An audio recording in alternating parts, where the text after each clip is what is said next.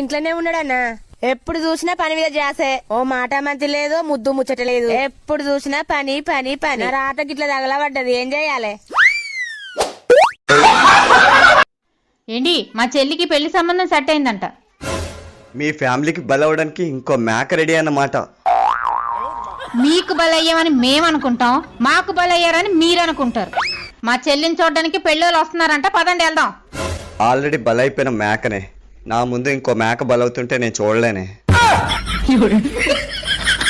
భవతి భిక్షాం దేహి. ఒక్క నిమిషం ఉండండి స్వామి. మాత నేను తినడానికి ఎన్ని పలహారాలు తెచ్చిందో. ఏంటి స్వామి మీ నోట్లోంచి నీళ్లు కారుతున్నాయి? అవి ఉట్టి నీళ్లు కాదమ్మా, నేను స్వామీజీని కదా, నా నోటు నుండి పవిత్రమైన గంగాజలం కారుతుంది. గంగాజలమా? ఒక్క నిమిషం ఉండండి స్వామి.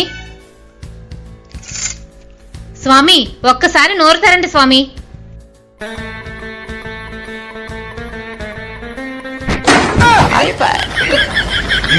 ఏముంటమ్మా ఇది? ఏంటిది? మా అమ్మ మస్తికలు స్వామి, గంగలో కలిపాను.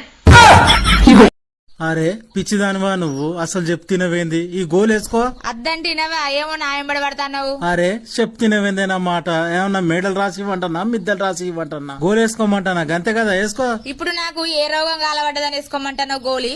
ఈ గోలు ఎందుకు చెప్పు? ఈ గోలికి రేపటికి లాస్ట్ డేటు, వేస్ట్ చేసుడు ఎందుకని వేసుకోమంటానా? ప్రతిదానికి ఫీల్ అవుతావంటే భార్య అంటే భర్తలో సగమే, అదొక్కటి ఫాలో అవ్వు చాలు. నువ్వు అంటే నేను ఏడుస్తే నేను ఏడుస్తా, నేను నవ్వితే నేను నవ్వుతా, నేను మీద నుంచి దూకితే ఇంకాస్త ఎక్కువ నవ్వుతా.